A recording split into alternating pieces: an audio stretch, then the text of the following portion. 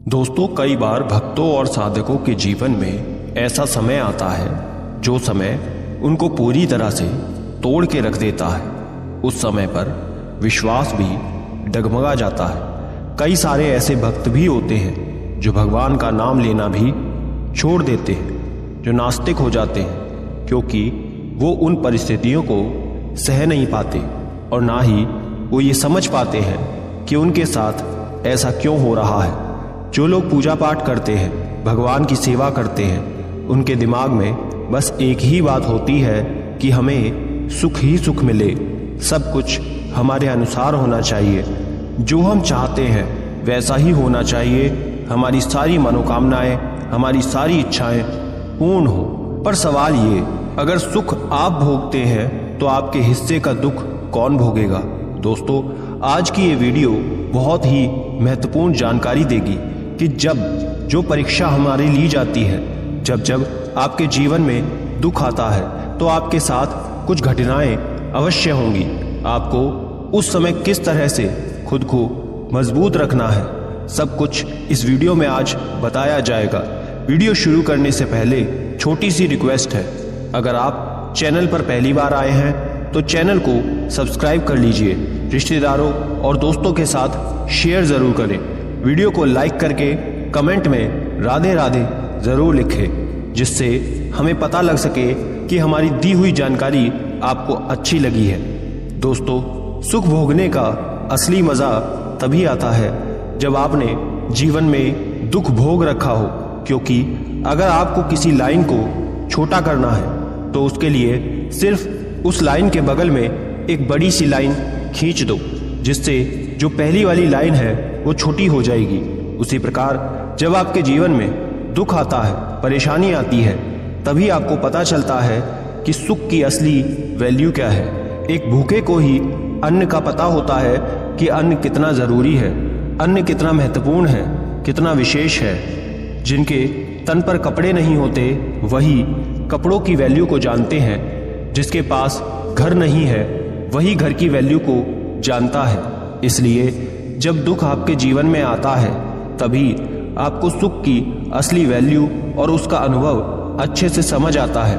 वैसे तो इस दुनिया में कोई ऐसा व्यक्ति नहीं है जिसने सुख और दुख दोनों को प्राप्त ना किया हो। दुख और सुख सब कुछ कर्मों पर आधारित होता है। कोई व्यक्ति ऐसे कर्म नहीं कर सकता जिससे सिर्फ उसको सुख की ही प्राप्ति हो, या फिर कोई भी व्यक्ति ऐसे कर्म नहीं कर सकता जिससे सिर्फ उसे दुखों की ही प्राप्ति हो।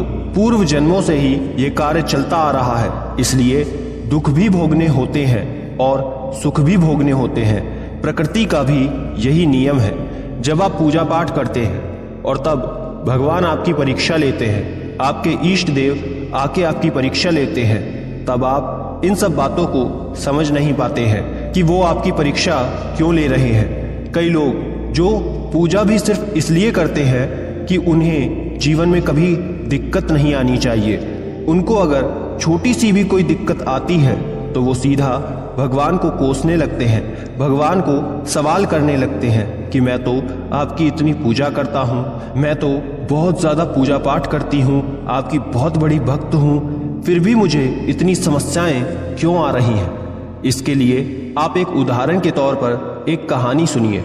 एक व्यक्ति था जो भगवान की बहुत ज़्यादा पूजा करता था।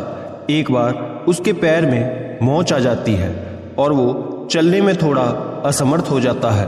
फिर वो भगवान के मंदिर में जाता है और वहाँ पर उन्हें ताने देना शुरू कर देता है कि भगवान, मैं तो आपकी इतनी पूजा करता था, दिन रात आपका ही नाम लेता हूँ, और फिर भी आपने मेरा एक्सीडेंट करवा दिया। तब उसी रात भगवान उसके सपने में आते हैं और उसे उस एक्सीडेंट का पूरा मंजर दिखाते हैं और समझाते हुए कहते हैं कि वो कोई मामूली एक्सीडेंट नहीं था, वो एक बहुत भयंकर एक्सीडेंट होने वाला था जिसमें तेरी मृत्यु बिल्कुल निश्चित थी। तो कहीं ना कहीं तेरे कर्म, तेरा पूजा पाठ, मेरा नाम, ये सब लेने के कारण वो इतना भयंकर एक्सीडेंट एक छोटी सी खरोंच में बदल गया। तुझे सिर्फ थोड़ी सी मौत आई है। इसके बाद वो व्यक्ति समझ जाता है कि भगवान के कारण वो कितनी बड़ी समस्या से बाहर निकल पाया। इसलिए दोस्तों, भगवान जब भी आपकी परीक्षा लेते हैं तब वो असल में आपको इस लायक बनाते हैं कि आप अपने जीवन में सफल हो पाए, कि आप उन परीक्षाओं में सफल हो पाए। भगवान दुख को कभी कम नहीं करते, ना ही आपके जीवन से दुखों को हटाते हैं। दुख तो आपको अपने जीवन में भोगना ही पड़ेगा, वो तो आपके जीवन में आएगा ही, लेकिन उनको भोगने की क्षमता, उन दुखों से लड़ने की शक्ति आपको भगवान जरूर प्रदान करते हैं। और जब आपके अंदर दुखों को भोगने का सामर्थ्य आ जाता है तो आपको दुख नहीं लगेगा। फिर से आप एक उदाहरण समझिए। एक व्यक्ति मिर्ची खा रहा था और जैसे ही उसको मिर्च का एहसास होने लगता है तो उसने तुरंत एक गुड़ की डली को खा लिया और उसको आराम लग गया। फिर उस व्यक्ति से दूसरा व्यक्ति पूछता है कि क्या मिर्च का तीखापन खत्म हो गया? तब वो पहला व्यक्ति जवाब देता है, नहीं, बिल्कुल नहीं, मिर्च का तीखापन तो उतना ही है, लेकिन गुड़ ने मिर्च के तीखेपन को झेलने की शक्ति दे दी, जिससे मुझे बिल्कुल नहीं लगा कि मैंने मिर्च खाई है। भगवान आपके जीवन में जो भी रोल प्ले करते हैं, आपके जीवन में उनका जो कार्य होता है वो यही होता है कि वो आपको इतनी क्षमता प्रदान कर दे, इतनी शक्ति दे दे कि वो दुख आपको दुख ही ना लगे। इसलिए भगवान को दोष मत दीजिए, उनको कोसना बंद करें, अपने कर्म पर ध्यान दें, अपने बुद्धि और विवेक का उपयोग करें। अब हम ये समझते हैं कि भगवान जब आपकी परीक्षा लेते हैं तो कैसे लेते हैं, वो कौन से संकेत होते हैं जिससे आप जान पाएंगे कि भगवान परीक्षा ले रहे हैं। जब भगवान आपकी परीक्षा लेते हैं तो कई बार ऐसा होगा कि आप खाना खा रहे होंगे और दरवाजे पर आपके कोई अचानक से व्यक्ति आ जाएगा जो भूखा होगा, या फिर कोई मांगने वाला आ जाएगा, या फिर कोई जानवर जैसे कोई कुत्ता, कोई गाय आ जाएगा।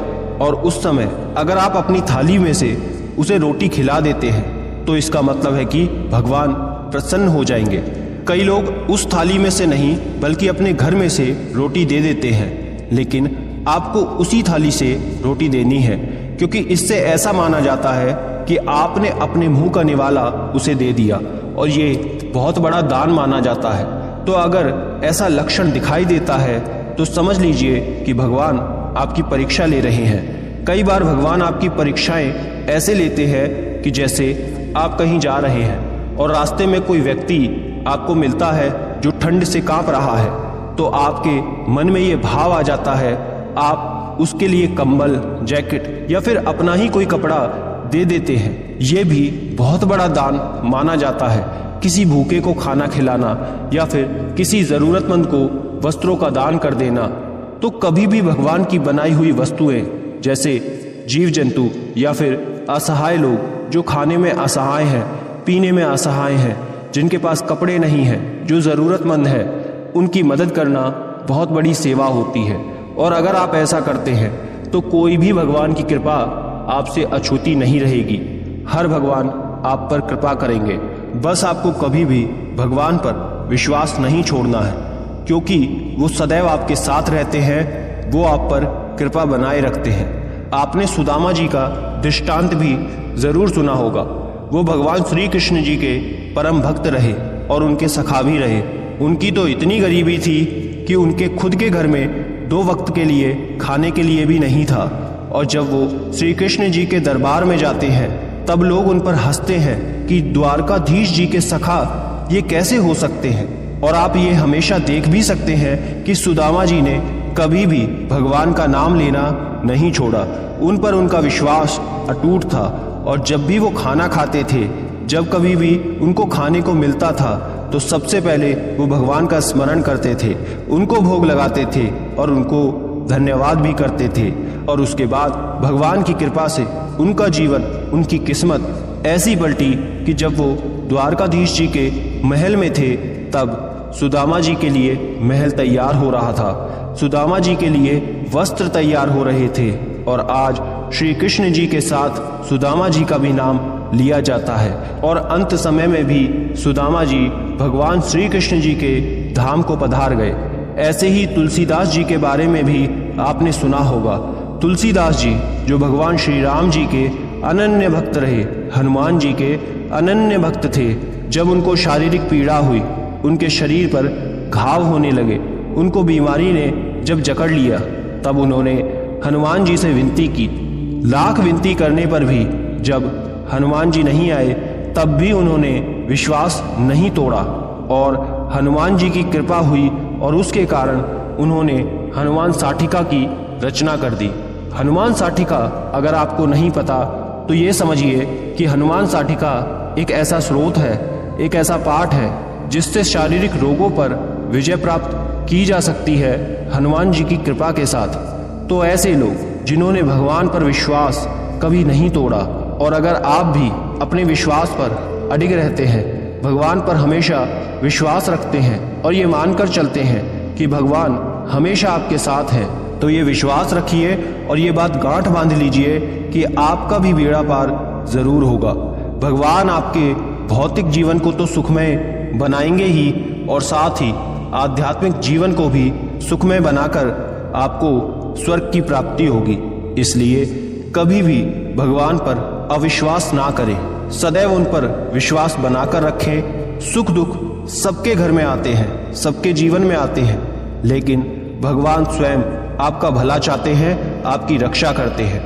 आशा करते हैं दोस्तों अब आप ये बात अच्छे से समझ गए होंगे। जानकारी अच्छी लगी तो वीडियो को लाइक करिएगा। चैनल पर पहली बार आए हो तो सब्सक्राइब जरूर कर ले। रिश्तेदारों दोस्तों के साथ शेयर जरूर करना ताकि सभी का जीवन सकारात्मक बन सके। हम आपसे मिलेंगे अगली ही ऐसी जानकारी वाली वीडियो के साथ। तब तक के लिए राधे राधे।